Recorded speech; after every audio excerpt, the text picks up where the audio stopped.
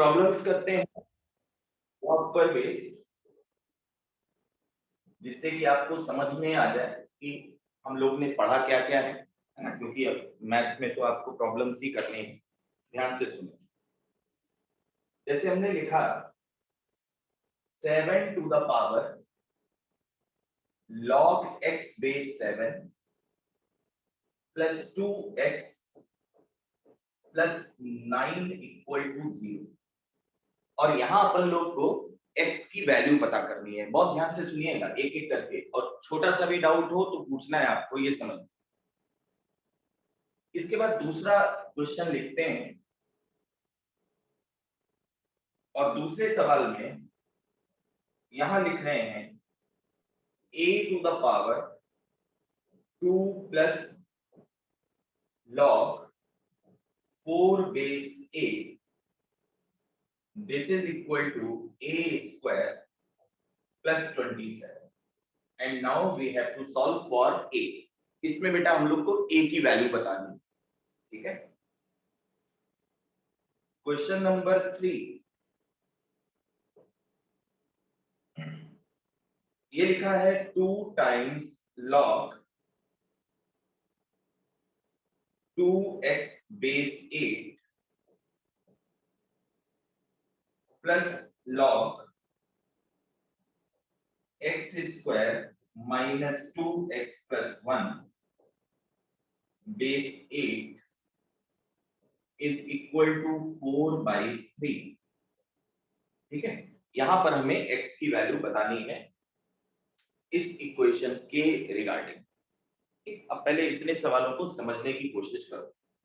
देखो भाई, इसमें हमें x की वैल्यू निकालनी है। सबसे पहले तो एक काम करना सीख लो कि क्वेश्चन में जितने भी टर्म हैं उनको डिफाइन करो। जैसे यहां पर केवल लॉग फंक्शन ही ऐसा है जिसकी डोमेन रिस्ट्रिक्टेड होती है, यानी कि जिसकी डोमेन पर रिस्ट्रिक्शन होता है। हम जानते हैं कि लॉग फंक्शन की डोमेन में जो नंबर आता है वो हमेशा पॉजिटिव होना चाहिए, यानी ये जो रिलेशन है ये मीनिंगफुल तब है जब x कैसा हो, पॉजिटिव। ये हमने पहले लिख लिया। भाई सवाल को मीनिंग भी तो देना है, मतलब भी तो होना चाहिए उसका। अब इसके बाद इसमें एक प्रॉपर्टी लगाते हैं। देखो, क्वेश्चन डिफाइंड हो इसके लिए ये बहुत जरूरी है। इसके बाद एक प्रॉपर्टी लगाते हैं। कौन सी प्रॉपर्टी है? a की power log b base x। समझो, a की पावर में log b बेस x है, तो तुमको क्या बताया था? बताया था कि a और b इंटरचेंज कर दो तो कोई फर्क नहीं पड़ेगा, यानी this will be b to the power log a base x। a और b इंटरचेंज करते हैं, कोई इफेक्ट नहीं पड़ेगा। इसमें भी ऐसा करते हैं, a की जगह 7 और b की जगह x। जरा इनको इंटरचेंज करो, इसको इधर ले आओ और इसको इधर ले आओ, तो ये क्या बन गया? ये बन गया x की पावर log 7 बेस 7। अब हम लोग जानते हैं कि log a बेस a कितना होता है बेटा? This is 1। तो यहां पर log 7 बेस 7 1 हो गया। 2x पहले से था, 9 पहले से था, कोई प्रॉब्लम नहीं, ये 1 हो गया। तो पहला टर्म x में कन्वर्ट हो गया, x प्लस 2x 3x, ये हो गया -9। तो x की वैल्यू कितनी आ गई? -3। अब देखो, क्या ये आंसर जो आपने मैथमेटिकली सॉल्यूशन निकाला है, क्या ये आंसर दिए गए प्रॉब्लम को सेटिस्फाई करेगा? क्या ये आंसर सॉल्यूशन बनेगा? तो आप क्या कहोगे कि ये जो भी प्रोसेस है हमने क्या मानकर किया कि x पॉजिटिव हो, लेकिन लास्ट में हमने क्या देखा कि x की वैल्यू आ गई -3। तो क्या ये -3 एक्सेप्ट करोगे आप? बिल्कुल नहीं करोगे। तो इसका मतलब इस इक्वेशन का कोई भी सॉल्यूशन नहीं है। कोई भी सॉल्यूशन ना होने का मतलब ये होता है कि आप ये जो स्टेटमेंट लिख रहे हो ना, ये गलत है, ऐसे लिखा ही नहीं जा सकता। ठीक है, तो खैर anyway we have no solution for the given question. Answer is no solution. समझ में आ गया? अब चलो दूसरे सवाल पर आते हैं। दूसरा सवाल है a की पावर 2 प्लस log 4 बेस 8, और इसको a स्क्वायर प्लस 27 के बराबर लिखा गया। तो क्या आप यहां से ये बात समझ पाते हो कि इसको लिखेंगे ए स्क्वायर इंटू ए की पावर log 4 बेस 4, ये लिखेंगे ना। बेस एक जैसे हो तो पावर ऐड हो जाती है, तो पावर जो पहले जोड़कर आपको दिखा दी उनको अलग अलग कर लो। ठीक, अब दूसरी तरफ देखो, ये हो गया ए स्क्वायर प्लस 27। यहां से देखिए ना, इसमें फिर से यही वाला रूल लगा दो। तो a की पावर log 4 बेस a और 4 को इंटरचेंज कर लो। क्या बन गया ये बन गया a square into 4 to the power log a base a।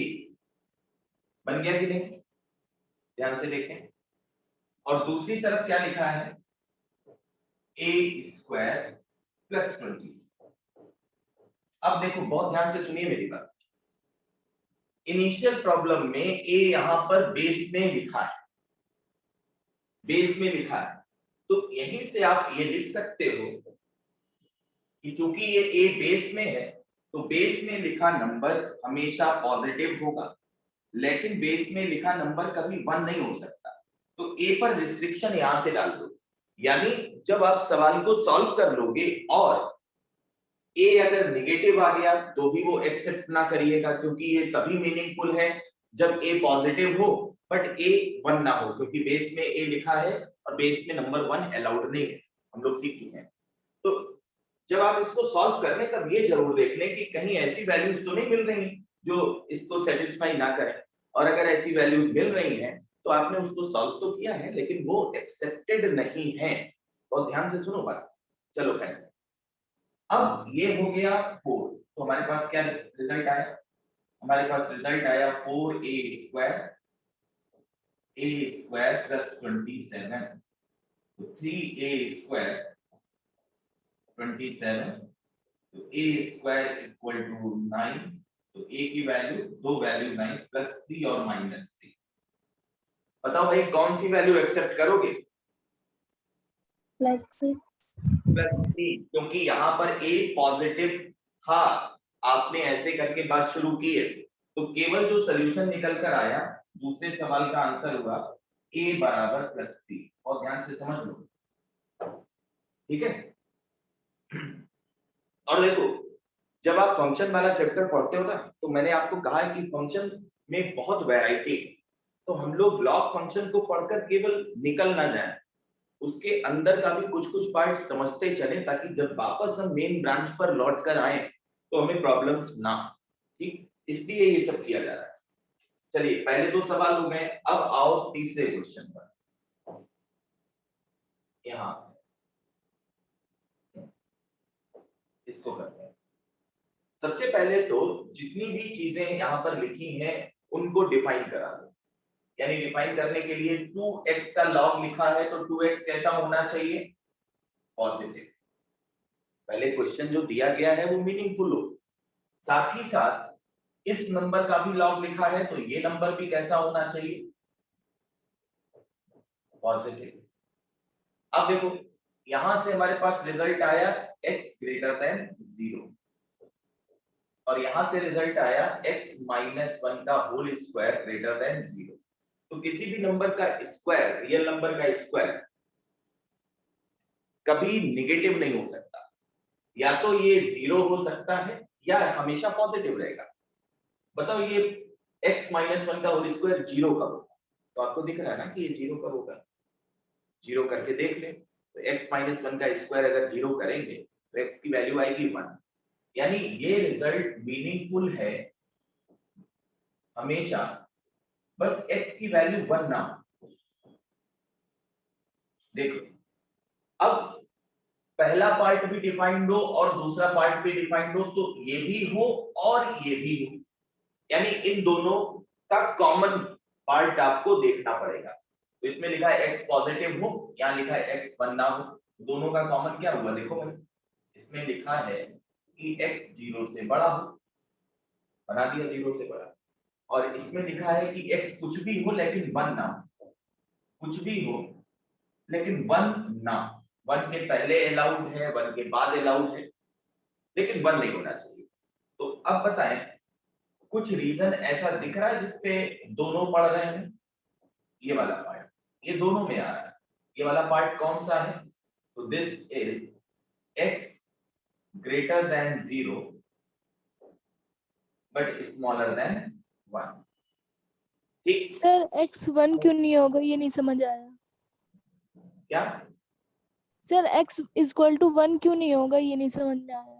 x को 1 रख दो, ये कितना हो गया लेफ्ट हैंड साइड? x को 1 रख के बताओ। 0 हुआ। तो यस क्या सर। 0 0 से बड़ा होता है? नो सर, आ गया। बराबर होता है ना, इसको सेटिस्फाई नहीं कर रहा। तो एक यस। ये ऐसा हुआ जिसमें दोनों वैलिड हैं, और एक इधर वाला पार्ट भी हुआ जिसमें दोनों वैलिड हैं। देख लो, तो या तो x 0 से 1 के बीच में हो या फिर x 1 से बड़ा हो। तो हम लोग इसको ऐसे लिखते हैं, देखो भाई ध्यान से समझो, या तो 0 से 1 हो या फिर 1 से बड़ा हो। इसका और इसका कॉम्बिनेशन आपको ये इंटरवल देगा। देख लो, पूरी बात तो हो गई बेटा। x पॉजिटिव है तो इस पूरे हिस्से में x पॉजिटिव है, लेकिन 1 नहीं है, 1 निकाल लिया। 1 से पहले और यहाँ 1 के बाद वाले नंबर 1 को हटा दिया। ठीक है, अब इस कंडीशन में आप इसका सॉल्यूशन निकालने जा रहे हो। अब सॉल्यूशन की बात होगी, पहले नहीं, ध्यान से सुनो। किसी ने कर लिया हो तो बताए, कर लिया हो तो आंसर बोलो। log 2x स्क्वायर बेस 8, ये कौन सी प्रॉपर्टी लगा दी? ये हम लोग ने प्रॉपर्टी लगाई log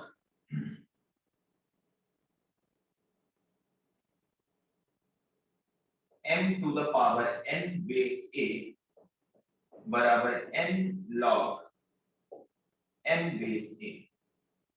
ध्यान से सुनिएगा, तो n log m बेस 8 था, ये उठकर पावर में चला गया, बट तभी पावर में जाएगा जब x की वैल्यू पॉजिटिव है। मान लो ये क्वांटिटी नेगेटिव होती, तब आप इसको पावर में नहीं भेज सकते थे, वो गड़बड़ हो जाता। तो पहले सवाल को डिफाइन करो, फिर लॉग के रूल लगाओ। बात समझ में आ गई? देखो, ये n उठकर m की पावर बन गया। ध्यान से सुनिएगा। अब वापस आते हैं, यहां पर हम लोग ने लिख रखा है log ऑफ x minus 1 का whole square base 8 and this is 4/3। now log n plus log n क्या हो जाता है? ये सॉल्व करो इसको, चलो। ये हो गया 2x square into x minus 1 का होल स्क्वायर बेस 8 बराबर 4/3। चेक करिए, देख लो, कोई गड़बड़ हो तो बताओ। ठीक है, इस पूरे प्रोडक्ट पर लॉग ऑपरेट किया गया है और बेस 8 है। कैसे करेंगे? अब अनिमेश बोलो, अब तुम लोग बोलो कैसे करेंगे, तुम लोग पढ़ भी चुके हो थोड़ा थोड़ा।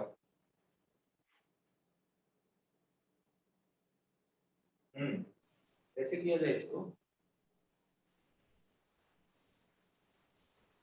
देखो,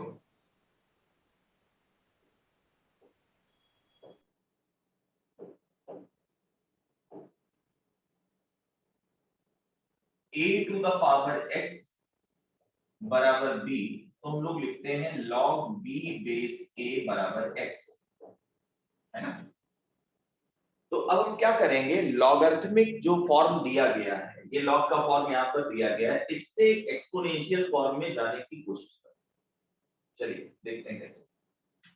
a की जगह था 8 और x की जगह था 4/3, तो हम लोग को क्या लिखना होगा ये जान रहे हो? 2x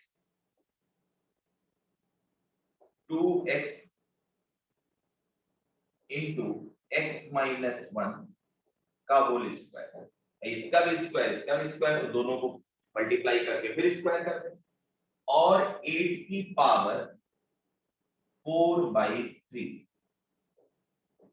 बताओ 8 की पावर 4/3 किसके बराबर होगा? देखें सबसे पहले आंसर कौन देता है? 8 की पावर 4/3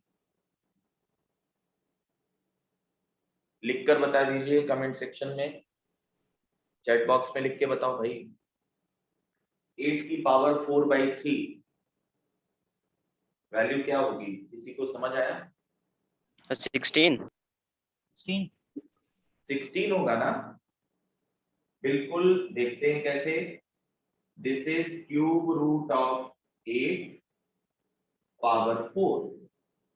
तो a का क्यूब रूट हो गया 2। ये बात समझ में आई?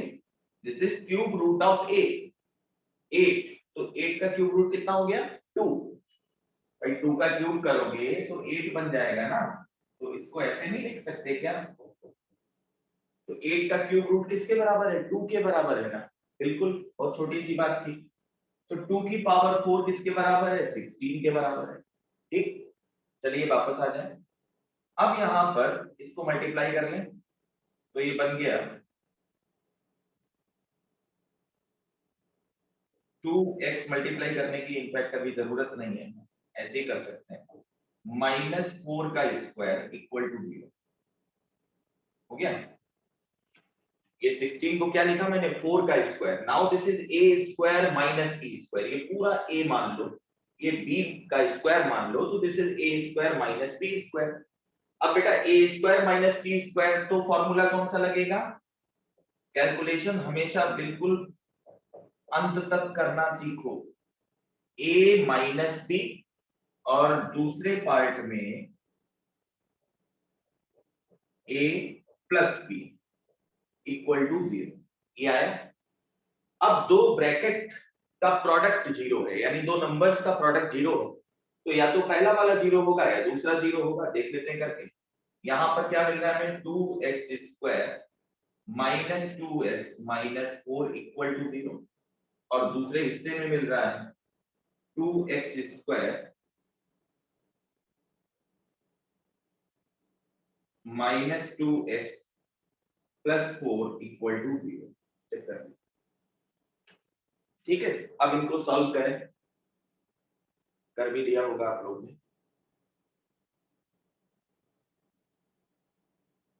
इनको सॉल्व करते हैं।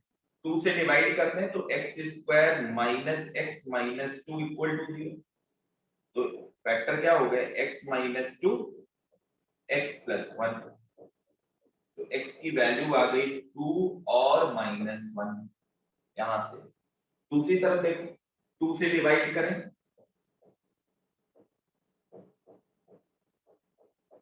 तो x प्लस 2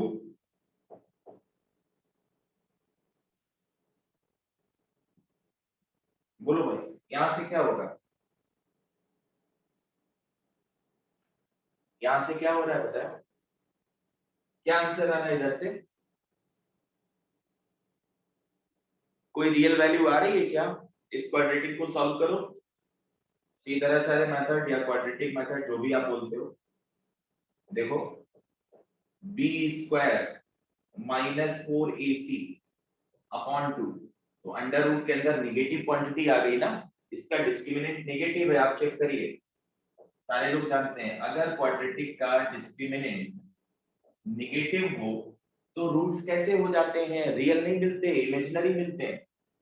ठीक है, तो यहां से कोई भी सोल्यूशन नहीं मिलेगा, मतलब ये कभी भी जीरो हो ही नहीं सकता। कोई भी एक्स इसमें डालकर देखो, this can not be zero, ये जीरो नहीं होगा कभी। ठीक है, ये हमेशा पॉजिटिव वैल्यू लेगा। आगे डिटेल में हम लोग डिस्कशन करेंगे क्वाड्रेटिक में। अब इसमें से क्या दोनों आंसर एक्सेप्ट करे हैं? तो ऊपर चलो, पहले देखो कि क्या इन दोनों के लिए जो सवाल था वो मीनिंगफुल होगा भी।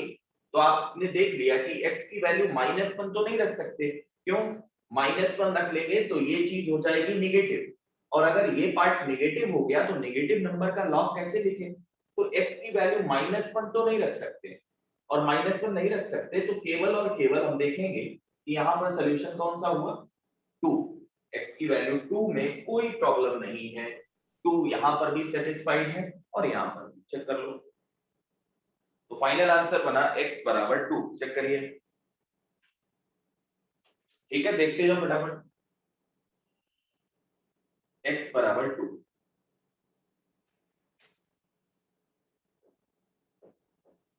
देखो,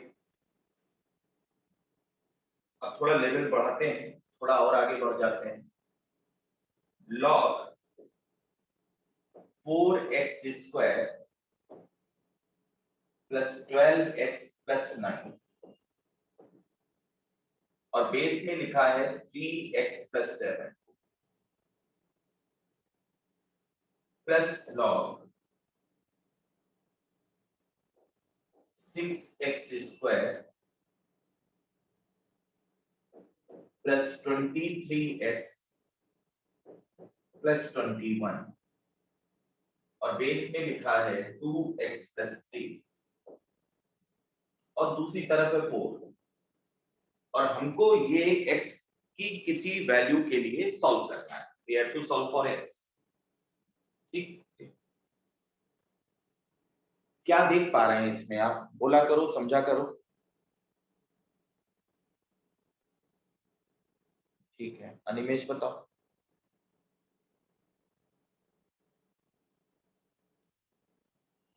कैसे करेंगे बताइए। x को मतलब सर बेस पहले को तो डिफाइन इसको कर दो, जो a लिखा हुआ है उसको पॉजिटिव define करके सॉल्व करेंगे।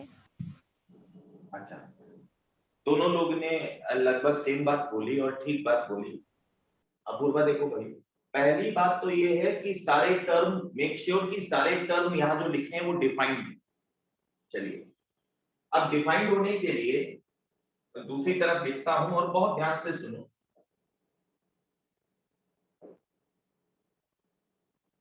और ध्यान रखना, एक एक चीज को समझना है। सिर्फ ऐसा नहीं कि सिलेबस खत्म करने के लिए पढ़ना है, और सिलेबस भी आपका सबसे पहले खत्म होगा, ये मैं बोल रहा हूं। और रिकॉर्डेड वीडियो आपको मिलता है तो आप देख लीजिएगा कि मैं जो कह रहा हूं वही करूंगा। ठीक, और पूरा प्रॉपर होना चाहिए। खत्म करने का मतलब ये नहीं होता भाग भाग के बस छूके निकल गए, आपको आए भी कुछ। इधर देखो, हम यहाँ पर एक एक कंडीशन लिख रहे हैं, आप जरा सपोर्ट करें, समझिएगा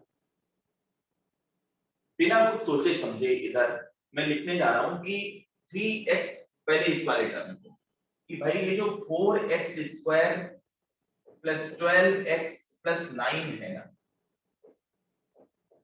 ये यार पॉजिटिव होना चाहिए। क्यों? क्योंकि इसका लॉग लिखा है तुमने, ठीक है, तो ये पॉजिटिव होना चाहिए, पहली बात। दूसरी बात क्या है? दूसरी बात ये है कि 3x प्लस 7 तुमने बेस में लिखा है, तो बेस में लिखा नंबर हमेशा पॉजिटिव होता है, लेकिन एक शर्त और है कि बेस में लिखा नंबर 1 ना हो। देखो समझ में आई बात? पहले उसको डिफाइन करो, आप एक एक स्टेप बाय चलो। ये वाला प्रॉपर डिफाइन हो गया, इधर आ जाओ।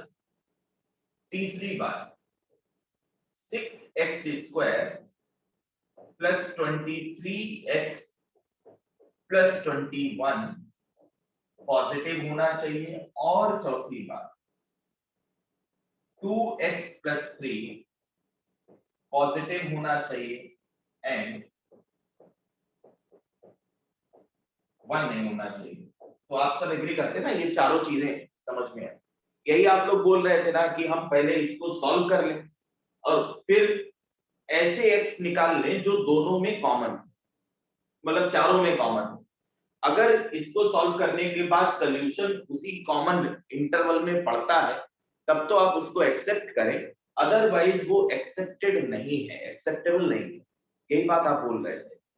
लेकिन सपोज करो कि अगर हम ये सब अभी फिलहाल करेंगे तो टाइम बहुत लग जाएगा, तो एक काम और कर सकते हैं, बिना कुछ सोचे समझे जो भी आप लॉग के रूल जानते हो उनसे हम इसको सॉल्व कर ले रहे हैं, और फिर जो x आए उनको यहाँ पर सेटिस्फाई करा के देख लें कि कौन सा x ऐसा है जो सबको सेटिस्फाई कर रहा है। ध्यान से देखिए, मैं करने जा रहा हूं।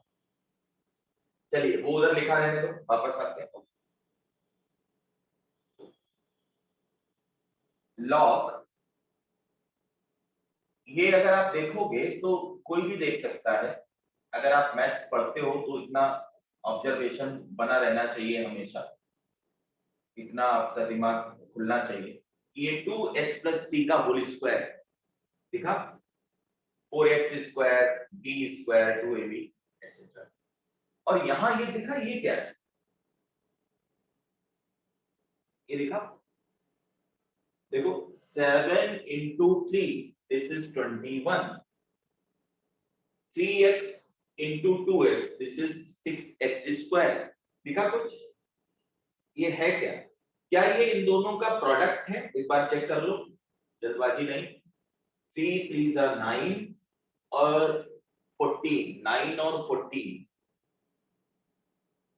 देख लीजिए, क्या ये इन दोनों का प्रोडक्ट है?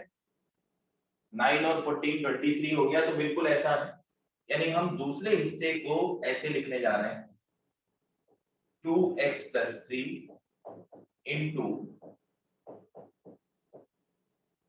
and here in base this is 2x plus 3, और दूसरी तरफ बिल्कुल ये 4 ही लिखा है और कुछ, ये बात क्लियर। अब देखो, मैंने कहा अभी मैं किसी भी रिस्ट्रिक्शन को फॉलो नहीं कर रहा हूं, मैं पहले इसको सॉल्व करने में इंटरेस्टेड हूं, फिर उधर देखता हूं।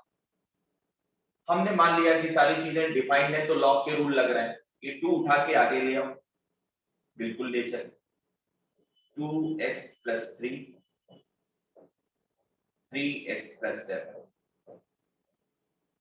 ये log m into n है, तो इसको क्या लिखा जाएगा? इसको लिखा जाएगा log m,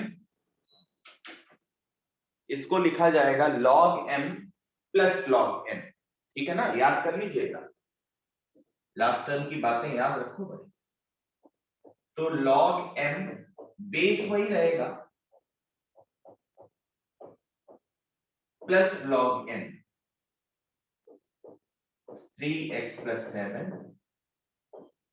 2x plus 3 is equal to 4, ऐसा ही रहा, ठीक है? चेक करिए। अब क्या मुझे बता सकते हो कि ये कितना हो जाएगा? ये कितना हो जाएगा? 1 हो जाएगा। 1 तब होगा जब सारी चीजें डिफाइंड होगी। जैसे मैं x की वैल्यू -3 रख दूं, तो -3 रखने पर ये बन जाएगा -6 + 3 यानी -3।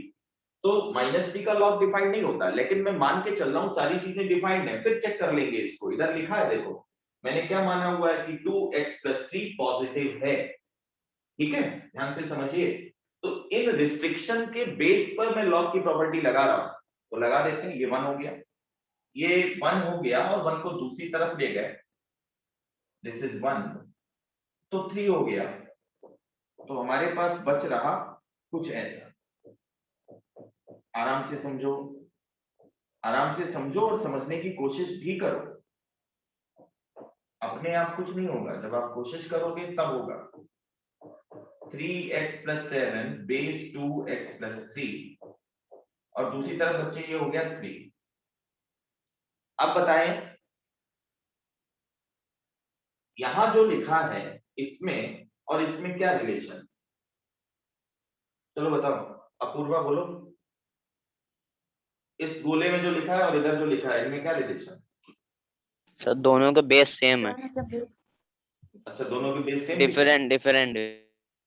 हम पूछ रहे रिलेशन क्या, तुम बता रहे दोनों डिफरेंट है, सर बताओ। एक का base सर एक में ए बी है, दूसरे में बी है। अच्छा, वाह, बहुत बढ़िया, शानदार ऑब्जर्वेशन। देखो, change of base last term पर पढ़ा था हमने, इसको ये लिखा था, यानी दोनों एक दूसरे के रेसिप्रोकल हैं। ये बात समझ में आई? 2 को हटा के मैंने बात की थी, बोलो। तो एक को आप t लिख दो, आसान फॉर्म में कन्वर्ट करने के लिए इसको t मान लो, लेट दिस इज t। ये पूरा ये अगर t हो गया तो ये कितना हो गया? 1/t, यानी 2 times t प्लस, ऐसे ही हुआ ना, देख लो, 1/t इज इक्वल टू 3। देखो भाई, यहां से जरा t की वैल्यू बताएं, तो मैं लिखता हूं, आप समझें। यहां से ये हो गया 2t² - 3t + 1 = 0। चेक करो, क्या ऐसा रहा? देख लीजिएगा, क्या यही आ रहा है ना बेटा? सर वहां पर इक्वल में 4 है। ये 4 है ना, इधर ये 1 नहीं हो गया, ये 1 उधर जाएगा तो 4 माइनस 1 3 हो जाएगा ना, नहीं है? ये चीज 1 हाँ हो सर गई, समझ में आ गया। हो गया तो 3 हो गया, देख लो। चलो अब इसके फैक्टर कर लेते हैं अगर हो रहे हैं तो 2t square minus 2t minus t plus 1 बराबर 0। देखो फैक्टर हो गए भाई, यहां पर 2 टाइम्स t कॉमन, कोशिश करो बहुत मन से पढ़ो, माइनस 1 t माइनस 1 बराबर 0। तो t की दो वैल्यू आई, t माइनस 1 और 2t माइनस 1 का प्रोडक्ट 0। तो t की दो वैल्यू आपको दिख रही है, या तो 1/2 या 1। देख लो, अभी सवाल खत्म नहीं हुआ, t नहीं पूछा गया था तुमसे, तुमसे क्या पूछा गया था? x, x पूछा गया था, तुमने क्या निकाल दिया t। तो वापस आए और यहां पर जब t की वैल्यू, एक मिनट, जब t की वैल्यू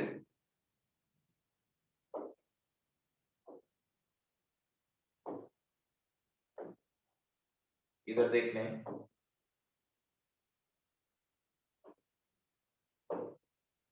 t की दो वैल्यूज आ रही हैं, जब t की वैल्यू 1 है तो इसका मतलब हुआ कि log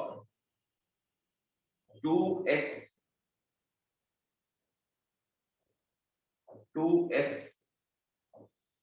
plus 3 base 3x plus 7 की वैल्यू 1 है। यही तो मतलब हुआ, इसी को तो t मान लिए थे ना। देखो कोशिश करो, समझो बेटा। अब याद है ना, log को एक्सपोनेंशियल में कैसे ले जाते हैं? फिर से मैं लिखता हूं, आप लोग याद नहीं रख रहे हो, a की पावर x बराबर b, तो log b बेस a बराबर x, ये रिलेशन होता है। तो log दिया है तो a की पावर x, ठीक है, यानी 3x प्लस 7 की पावर 1। देखो a की जगह 3x प्लस 7 लिखा, ठीक है ना, समझ गए ना?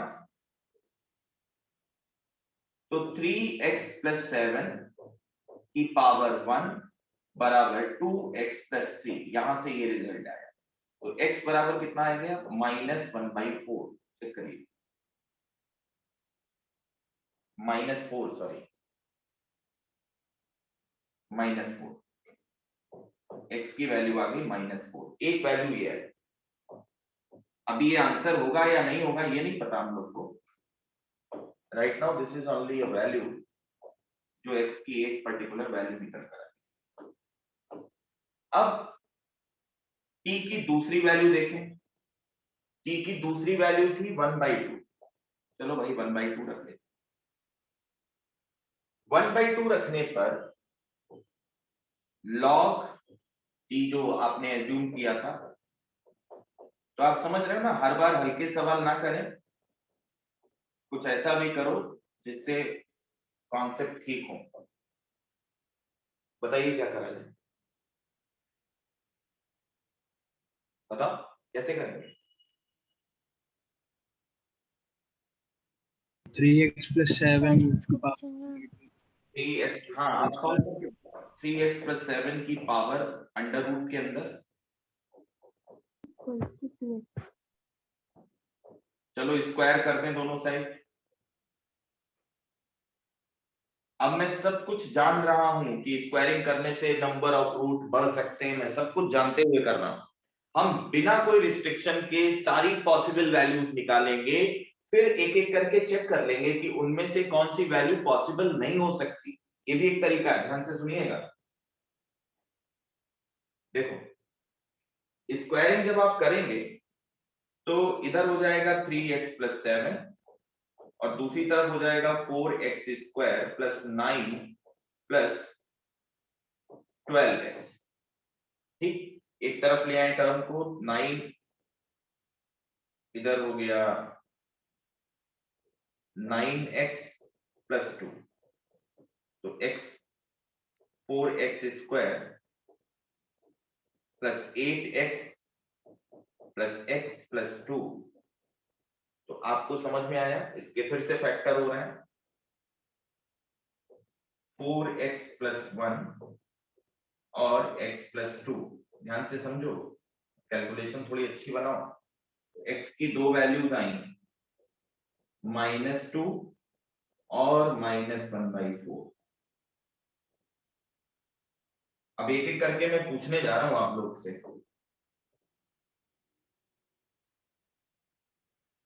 मेरे पास ये तीन वैल्यूज हैं, 1, 2 और 3।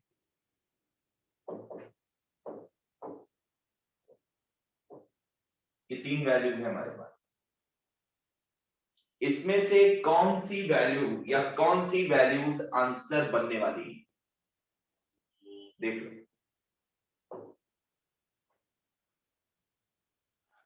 एक एक करके देखता हूं। अनिमेश बताओ, -4 एक्सेप्ट करोगे कि नहीं? सर चारों कंडीशन में डाल के देखिए ऐसे कैसे बता। हाँ, तो इसमें देखो ना बेटा, कौन बताएगा? जिसको पहले आ जाए वो बोल दे बेटा। क्या -4 एक्सेप्ट करेंगे? No sir. करेंगे? No sir. नहीं करेंगे। No, -4 sir. तो देखो, -4 डालने पे होगा क्या, ये कितना बनेगा सब इसका? तुम सारे लोग देखो बेटा, शाबान।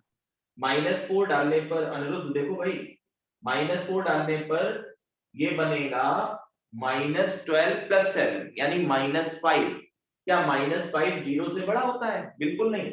यहां डाल के देख लो -4, यहां -4 डालोगे तो बेस का नंबर निगेटिव आ जाएगा, और बेस का लिखा नंबर निगेटिव हो ही नहीं सकता। तो -4 can not be our answer. ये बेटा बिल्कुल गलत है, ये अपना आंसर तो हो ही नहीं सकता। समझ में आ गया? सब इसका समझ में आया? Yes, दीक्षा sir. देखो, इन लोग को समझ में आया सबको? कुछ ही देखो। तो -4 आंसर नहीं हो सकता, क्योंकि -4 पर बेस निगेटिव हो जाएगा, और भी बहुत सारी चीजें यहाँ पर। ये वाला टर्म भी निगेटिव हो जाएगा, जबकि हमें पॉजिटिव रखना है इसको। x को -4 डाल दो तो ये गड़बड़ हो जाएगा। चलो फिर देखते -2 बताओ। -2 पर भी ये वैल्यू नहीं है, देखो -2 डाल दो तो -4 + 3 यानी -1 आएगा। क्या -1 0 से बड़ा नहीं है भाई? तो ये -2 भी निकल लिए, ये भी गलत है। क्या -1/4 पर सारी चीजें ट्रू है? ये देखो, -1/4 रखेंगे तो अंडर रूट के अंदर का टर्म पॉजिटिव है, बिल्कुल पॉजिटिव है, यानी यहां से निकल लिए। और फिर -1/4 पर देखो इन कंडीशंस को, ये तो 2x + 3 का होल स्क्वायर लिखा था, तो ये तो हमेशा पॉजिटिव होगा। बस x की वैल्यू यहां पर, बस x की वैल्यू क्या नहीं हो सकती, -3/2 नहीं हो सकती। बाकी सब कुछ रखो, हमेशा पॉजिटिव है। ठीक, तो -1/4 पर ये भी ओके। -1/4 इसमें रखो तो 3, क्या कहना है आपका? बताओ भाई, चेक किया तुम लोग ने? तो ये 7 तो बहुत बड़ा है, ये Yes, sir. सही है, ओके। ये भी ठीक है, ये भी ठीक है। -1/4 पर ये भी ठीक है, ये भी ठीक है। 1 नहीं है -1/4 पर। -1/4 पर ये 100% पॉजिटिव है। इधर 21 है, x को -1/4 रखो तो 23/4 है ना, 5 पॉइंट समथिंग माइनस का, और ये सब 21 है पॉजिटिव का। तो समझ गए ना कि -1/4 पर ये भी पॉजिटिव है। और तो आंसर बताओ क्या निकला, फाइनल आंसर क्या निकला आपका? -1/4. 1/4. 4। This is answer of given question. और कहीं से भी अगर आप ये सवाल किसी भी दूसरी तरह से अप्रोच करोगे, आपने सोचा कि पहले इक्वेशंस को सॉल्व कर लें फिर इसको देखेंगे, तो फिर मुश्किल पड़ती जाएगी। इसीलिए हमने आज थोड़ा सा पिछली चीजें कराई हैं, क्योंकि अब बार बार आप पीछे नहीं जा सकते, तो बहुत अच्छे से सारी चीजों को समझते जाओ एक एक करके। ये बात समझ में आ गई? देख लो, सबको आना चाहिए, सारे लोग के एफर्ट होने चाहिए बेटा। तो शुरुआत में तो कुछ आसान सवाल थे, लेकिन अब धीरे धीरे आगे बढ़ना होगा। ठीक, चलिए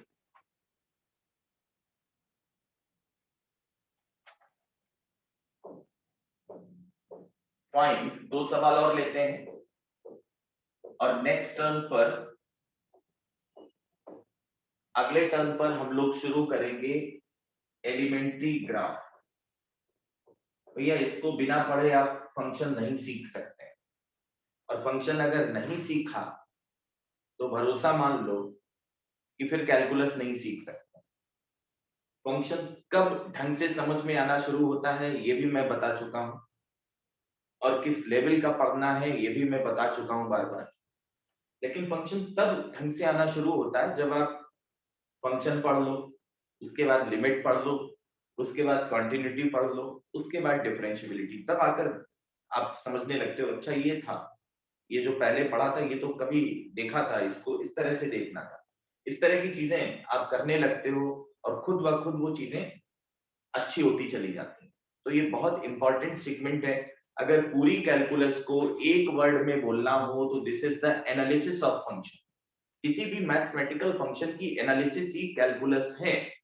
कई बार आप उस फंक्शन का एरिया बाउंडेड निकालते हो, कई बार आप उसको डेफिनेट या इनडेफिनेट इंटीग्रल की तरह यूज करते हो, कई बार आप उसी फंक्शन की डिफरेंशियबिलिटी या नॉन डिफरेंशियबिलिटी को चेक करते हो, है ना। धीरे धीरे आगे ये बातें आने वाली हैं और पहले भी आपने पढ़ा हुआ है 11th में, ये सब कुछ है जो मैंने आपको बताया। कॉन्सेप्ट तो है ही, चाहे वो लिमिट हो चाहे वो कंटिन्यूटी हो, ठीक है, इतनी चीजें तो हैं और डिफरेंशिएशन भी है। खैर हम लोग को उससे कोई मतलब नहीं, हम लोग शुरुआत से करेंगे, लेकिन आप भी एफर्ट लगाइएगा और ढंग से पढ़िएगा। देखो,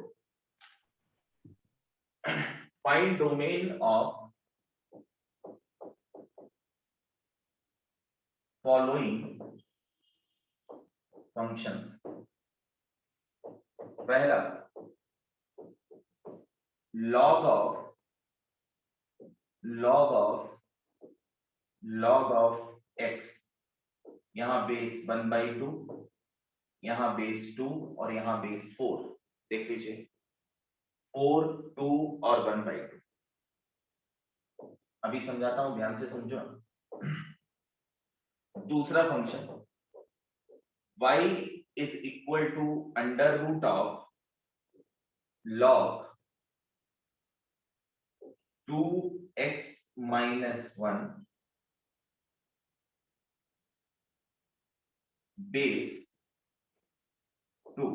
चलो पहले छोटा सा एक दो एग्जांपल लेते हैं, उसके बाद आगे बढ़ेंगे।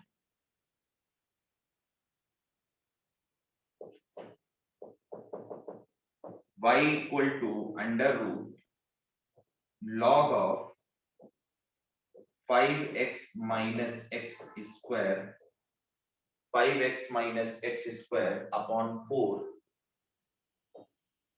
यहाँ बेस में लिखा है 4/5। देखो ये काम करना है 4/5। चलिए, अब डोमेन का मतलब क्या होता है मैं पहले भी बोल चुका हूं, एक बार फिर से बता देता हूं। कोई भी फंक्शन हमने लिखा y as a function of x, तो ये x की वैल्यूज क्या हो ये डिपेंड करता है इस फंक्शन के नेचर पर। जैसे अगर हमने इस फंक्शन को साइन इनवर्स लिख दिया तो पक्का हो गया कि तुम x की वैल्यू बताओ पूर्वा कहां से कहां तक होगी। साइन इनवर्स x का डोमेन बोलो, कहां से -1 से 1। -1 से +1। ठीक है, तो ये जो फंक्शन का इनपुट है ये इस बात पर डिपेंड कर गया कि आपने बाहर कौन सा फंक्शन लिखा है। ठीक, अगर साइन इनवर्स की बजाय मैं लिखता यहां पर under root square root function लिखता, तो बताओ, तो हमने सीखा है ना कि स्क्वायर रूट के अंदर की क्वांटिटी नेगेटिव नहीं होनी चाहिए। तो x कैसा होता है, पॉजिटिव। तो इस फंक्शन पर डिपेंड करता है कि आप x की कौन कौन सी वैल्यूज इसमें इनपुट की तरह यूज करो, ठीक। अब ये सारी वैल्यूज जब आप एक साथ कलेक्ट कर लेते हो तो वो बन जाता है फंक्शन का डोमेन। एक साथ सारी पॉसिबल वैल्यूज को रखने पर we have the domain of that particular function. उस पर्टिकुलर फंक्शन का डोमेन निकल आता है। तो अब बात करते हैं हम लोग यहाँ पर लिखे फंक्शन की। देखिए ध्यान से सुनिए। सबसे पहले सबसे आसान वाला लिखो, सेकंड वाला। सेकंड वाले में एक्चुअली दो फंक्शन इन्वॉल्व है।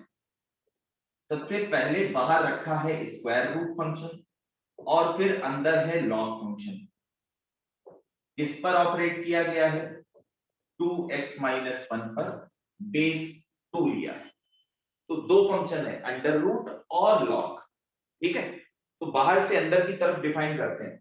किसी भी फंक्शन का अंडर रूट लिखना है तो वो फंक्शन कैसा होना चाहिए,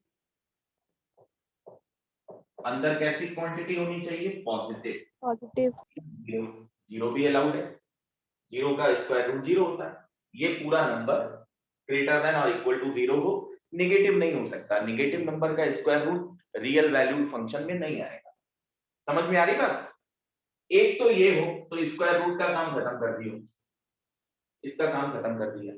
दूसरी बात, अब अंदर आ जाओ। अब लॉग किसका डिफाइन किया है, 1/2 टू इंफिनिटी।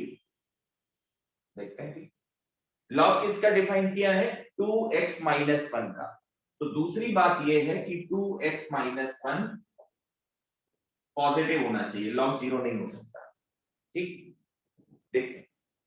तो अब इन दोनों को सॉल्व करो। इसको सॉल्व करते हैं तो x की वैल्यू आई ग्रेटर देन 1/2, ठीक है। अब इसको भी तो सॉल्व करते हैं, देखते हैं कैसे करेंगे। एक बात बताओ, पिछले टर्म की बात याद करो। इधर लॉग उधर 0, तो पहले दोनों को ऐसा बनाओ ताकि आप कंपेयर कर सको। कंपेयर कर सको मतलब इस 0 को भी लॉग के फॉर्म में ले आओ, ठीक। तो ले आते हैं। आपको मालूम है लॉग कौन से नंबर का 0 होता है, यानी कौन से नंबर का लॉग 0 होता है, मालूम है? बिल्कुल मालूम है, 1 का लॉग 0 होता है। शायद नहीं मालूम था। ऐसा क्यों किया, मैं बार बार बोल रहा हूं, समझा करो। आप लोग दोबारा नहीं देखते हो वीडियो, है ना, इसीलिए ये प्रॉब्लम्स हैं। 0 को log 1 लिख लिया क्योंकि 1 का log 0 होता है। हम लोग पिछले टर्म पर बहुत बहस कर चुके हैं इस बारे में। अब इनको कंपेयर करना है तो बेस सेम होना चाहिए। तो इधर बेस 2 है, उधर भी 2 लगा लो। फिर log का ग्राफ हम लोग ने लास्ट टर्म पर बनाया था इस तरह का। और अगर ये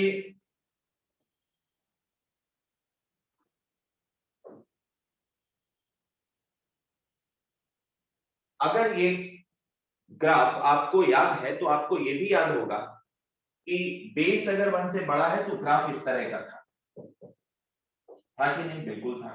कहां कट कर रहा था एक्स एक्सिस को, 1,0 पर। देखो इसमें क्या खास बात थी, एक्स बढ़ रहा था तो वाई भी बढ़ रहा था, ठीक है।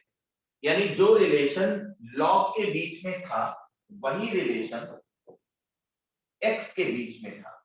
आप मेरी बात का मतलब समझिएगा, शॉर्ट में बोल रहा हूं।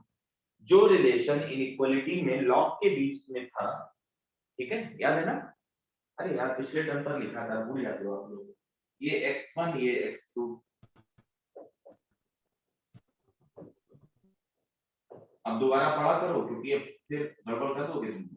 अमेरिका से देखो x2 x1 से बड़ा है ना, तो इस पॉइंट के कोऑर्डिनेट,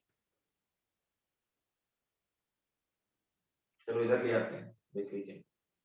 इस पॉइंट का कोऑर्डिनेट क्या था, x2 log x2 base a। x की जगह x2 रखते हैं। इस पॉइंट का कोऑर्डिनेट था, और q का कोऑर्डिनेट क्या था, x1 log x1 base a। अब तुमको ये दिख रहा है ना कि x2 x1 से बड़ा है, तो log x2 भी log x1 से बड़ा है, बिल्कुल दिख रहा है। तो हम यहां से क्या लिखने वाले हैं, log x2 अगर log x1 से बड़ा है तो 2x माइनस 1 भी 1 से बड़ा या उसके बराबर होगा। सेम रिलेशन, इनइक्वालिटी का ओपनिंग वही 2x माइनस 1 की साइड। तो x क्या आ गया? क्यों भाई? ध्यान से देखो, आपने जो आंसर भेजा है, देखिए इन दोनों का कॉमन, या ये भी होना चाहिए और ये भी होना चाहिए, ये भी होना चाहिए और ये भी होना चाहिए, तब तो काम चलेगा। देखो समझ में आ रही बात? तो इन दोनों का कॉमन क्या है, निकालते हैं कॉमन। नंबर लाइन बनाया, देखो सारी चीजें समझा करो आप लोग। फिर यहां x इक्वल टू 1/2 मार्क किया और x इक्वल टू 1 मार्क किया। इसमें क्या कह रहे हो कि x की वैल्यू 1 से बड़ी हो, ठीक, 1 इंक्लूडेड है तो डॉट बनाया। इसमें क्या कह रहे हो, x की वैल्यू 1/2 से बड़ी हो। तो तुम लोग बता सकते हो कि कौन सा ऐसा हिस्सा जो दोनों पर पड़ रहा है? मुझे लगता है ये वाला पार्ट दोनों पर है। तो ये वाला पार्ट का मतलब क्या हुआ बताएं? बोले x कहां से शुरू हुआ है? दोनों में 1 से इंफिनिटी। अरे भाई जब x की वैल्यू 1 से इंफिनिटी होगी तो वो 1/2 से तो बड़ा हो ही गया। हाँ अब ठीक है, तो x belongs to 1 to infinity closed at 1 पर क्लोज। और इस संडे को हम इनइक्वालिटी की भी क्लास एक रख लेंगे 1 घंटे की, जिससे कि आपको ये जो प्रॉब्लम हो रही है इनइक्वालिटी सॉल्व करने में, वैसे होनी नहीं चाहिए, लीनियर इनइक्वालिटीज ही हैं, लेकिन अगर हो रही है तो वो खत्म हो जाएगी, नोट कर लीजिए। तो क्वेश्चन नंबर 2 का जो आंसर है वो 1 से लेकर इंफिनिटी तक है। सारी चीजें वेल डिफाइंड है, कोई इसमें ऑब्जेक्शन की जरूरत नहीं है, सब कुछ क्लियर। आ जाए क्वेश्चन नंबर 1 पर। 1 को डिफाइन करते हैं, बहुत ध्यान से सुनिएगा। इसको अब हटा देते हैं या बना रहने दें, नीचे ले आए। पहला सवाल था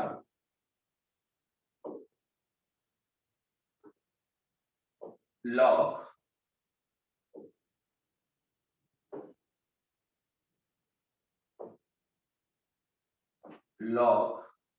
लॉग 3 बार लॉग फंक्शन ऑपरेट किया, और किस पर ऑपरेट किया? x पर। इसको पहले समझना सीखो।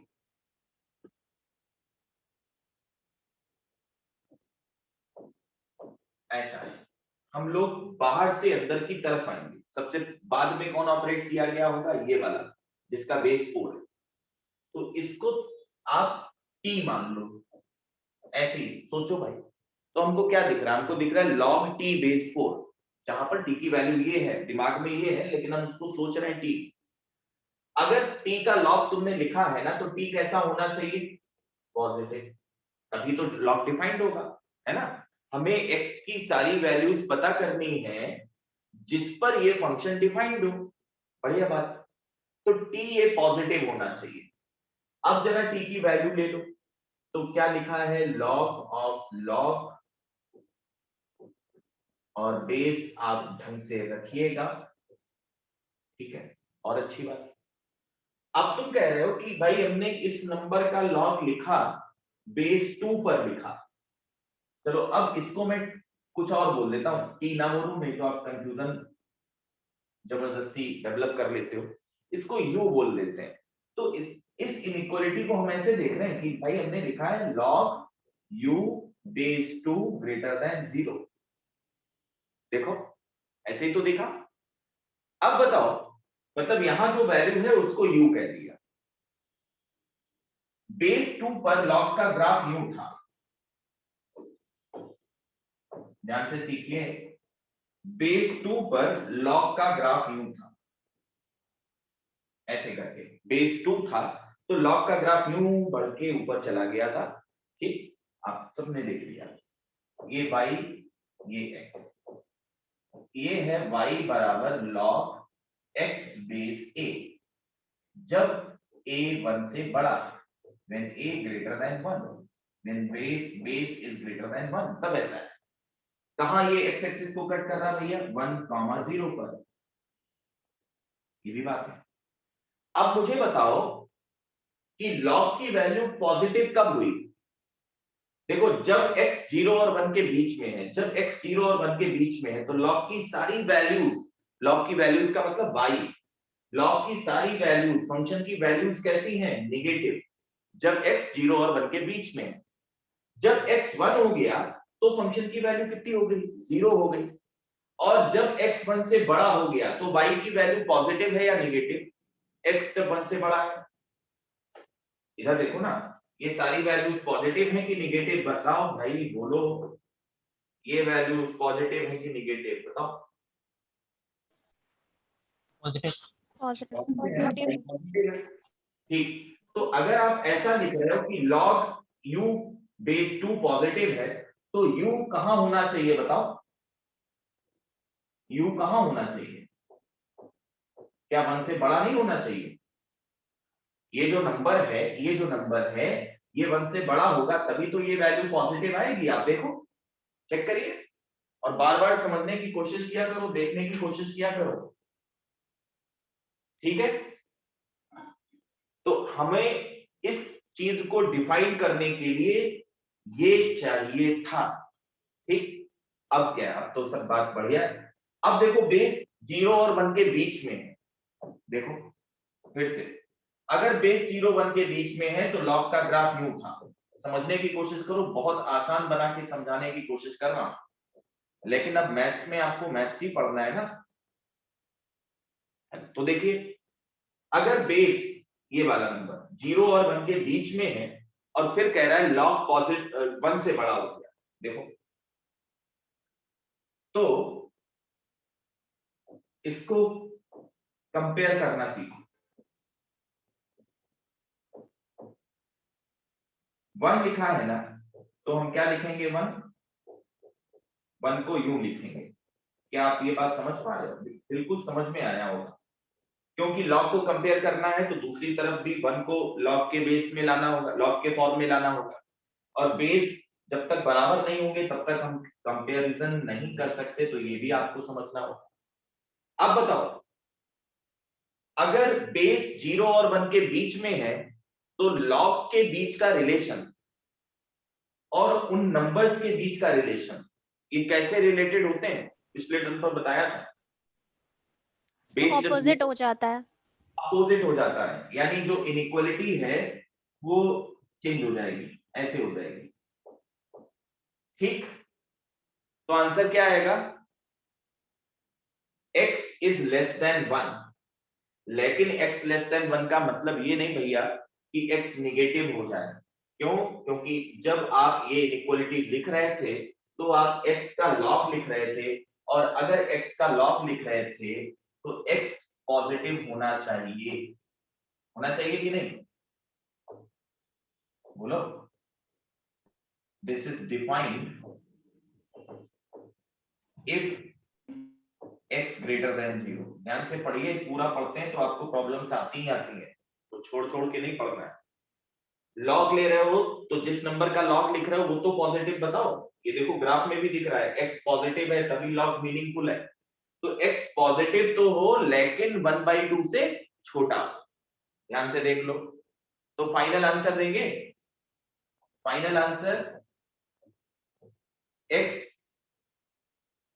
0 से बड़ा हो लेकिन 1/2 से छोटा, ये हमारा आंसर है। और ये बहुत साधारण से सवाल है, आईआईटी के लेवल की अगर बात करें तो इसमें कोई भी डिफिकल्ट या डिफिकल्टी वाली बात नहीं है। बस एक काम आपको करना है कि सीखते रहना है, बार बार इस चीज को देखिए, समझिए। अब तो आपके पास रिकॉर्डेड लेक्चर भी है, जो एक प्लस पॉइंट होता है ऑफलाइन में, तो ये ऑफलाइन का एक ड्रॉबैक कह सकते हो कि गया तो फिर गया, ठीक? या फिर आप टीचर से मिलके पूछते हो, बात अलग है, लेकिन यहाँ पर तो आपके पास पूरा रिकॉर्डेड है, तो आप बार बार देखिए ना। देखो भाई, यहाँ पर हम पहुंच गए तो सबसे पहले इस इनइक्वालिटी को डिफाइन तो करो। डिफाइन यानी मीनिंगफुल तो बनाओ। तो हम लोग जानते हैं ना कि अगर लॉग लिखा है, x पर ऑपरेट किया है लॉग, तो x तो पॉजिटिव होना चाहिए, तो पहली बात तो यही। फिर इनइक्वालिटी कंपेरेबल बनाओ, तो 1 को क्या लिखा? अच्छा मान लो यहाँ 2 लिखा होता तो हम लोग क्या लिखते? कुछ नहीं, यहाँ 2 ले आते। तो 2 को आप आगे ले आते हो ना उठा के, देखो ऐसे समझो, 2 into 1 कर लेते और 1 को फिर ये लिख देते, फिर इस 2 को log की प्रॉपर्टी से उठाकर यहाँ पहुंचाते, तब भी कंपैरिजन हो सकता था। अगर यहाँ 3 लिखा होता तो यहाँ 3 कर देते, है ना? तो बात को समझिए और समझते हुए हर चीज का ध्यान भी रखिएगा। कोई भी प्रॉब्लम अगर है तो पूछिएगा जरूर, क्योंकि अगर नहीं पूछेंगे तो पीछे होते चले जाएंगे और वो नहीं होने देना है। बहुत मेहनत के साथ पढ़िएगा। मेरी भी कोशिश रहती है कि मैं आपको पूरी चीजें बताऊं, सारी चीजें बताऊं, है ना? कुछ भी छोड़ा ना जाए, तो आपकी भी कोशिश यही होनी चाहिए। नेक्स्ट टर्म पर आप क्लास में आने से पहले लॉग, ग्रेटेस्ट इंटीजर फंक्शन और modulus function, specially modulus function के ग्राफ पढ़ के आएंगे, इसकी डेफिनेशन समझ में आएंगे, समझ कर आएंगे। कहीं कोई डाउट होगा तो वीडियोस को दोबारा देखेंगे और फिर भी डाउट होगा तो मुझसे आप पूछेंगे जरूर। आज की क्लास बस यहीं पर रोकते हैं। नेक्स्ट टर्म पर हम लोग बिल्कुल शुरुआत से ग्राफ को पढ़ना शुरू करेंगे। ठीक है बेटा? थैंक यू आज की सर। क्लास में कोई डाउट हो तो पूछ लो। नहीं? Thank you sir. ओके।